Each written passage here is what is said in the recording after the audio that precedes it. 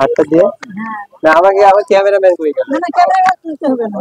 না বলো যে আল্লাহ রাসূল পীর মুর্শিদ। আল্লাহ রাসূল পীর মুর্শিদ শাহ সুলতান রহমতুল্লাহ আলাইহি। শাহ সুলতান রহমতুল্লাহ আলাইহি সাক্ষী রেখে আপনাকে গুরুমা হিসেবে গ্রহণ করলাম। আচ্ছা এইখানে হিসেবে গ্রহণ করলাম, এটা একটু বলো। মা হিসেবে গ্রহণ করতে গেলে আমার পৃথিবীতে মা শুধু একজন। আমি আমার যে আমাকে জন্ম দিয়েছে সে। আমি আপনাকে আন্টি হিসেবে গ্রহণ করতে পারলে কোনো রাগ করবে? আচ্ছা ঠিক আছে, আমি আন্টি হিসেবে গ্রহণ করলাম আপনাকে। খালাম্মা বলো। খালাম্মা হিসেবে গ্রহণ করলাম। আচ্ছা ওটাই একই কথা। তুমি তো ইংরেজি বলবা কেন? দাদা বলছিতে আপনি ফিরেন নিয়ে কাজ করেন কি আধ্যাত্মিক জগতে যাবা? না আমি এখানে যাব না তো। তুমি দেহ বিপ্রেম করবে। তুমি দেহ বিপ্রেম করলে তোমার সাথে আমি ওই বিষয়ে কথা বলতে পারবো না, কারণ আমি দেহ বিপ্রেমের গল্প করি না। তুমি কোনো নারীর সঙ্গে প্রেম করতেছো? না আমি এখন পর্যন্ত নারীর সাথে প্রেম করি নাই।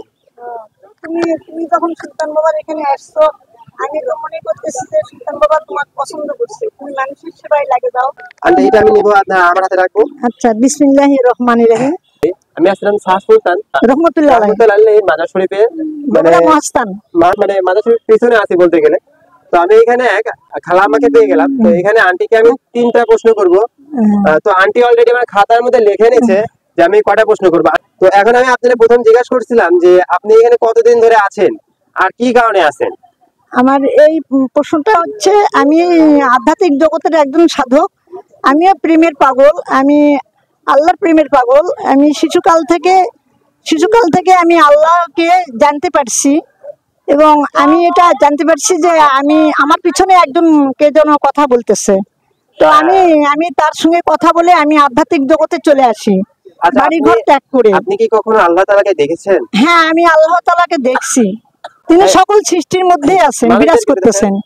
আর আপনার দ্বিতীয় নম্বর প্রশ্ন ছিল, আপনার দোকানের নাম প্রেমের দোকান সম্ভবত। এই যে হ্যাঁ, কামছাড়া প্রেমের দোকান।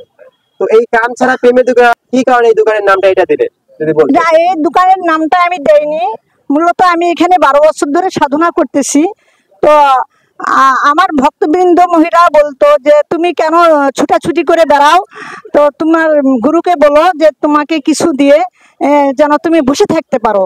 তখন আমার ব্রেনটা কাজ করলো যে পৃথিবীতে তো সবাই কিছু না কিছু নিয়ে তো বসে আছে, যেমন মিষ্টির দোকান, কাপড়ের দোকান, না আরো চুরিমালার দোকান, আমি কি নিয়ে বসে থাকবো।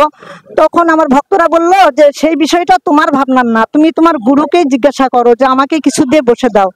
আমি সাধনা করছি শাহ সুলতান রহমতুল্লাহ আলাইহির রুহু আত্মার সঙ্গে। আর সেই শাহ সুলতান রুহু আত্মার তরফ থেকে আমি জানতে পারছি, উনি আমাকে বললেন যে তুমি প্রেমের দোকান দাও। তো প্রেমের দোকানে কি পাওয়া যাবে, তখন আমার প্রশ্ন বলি, আমার প্রেম হচ্ছে না কেন এটা যদি বলতে নাই পারেন। আপনি তো প্রেমের দোকান দিয়েছেন, কিন্তু আমার প্রেম হচ্ছে না কেন?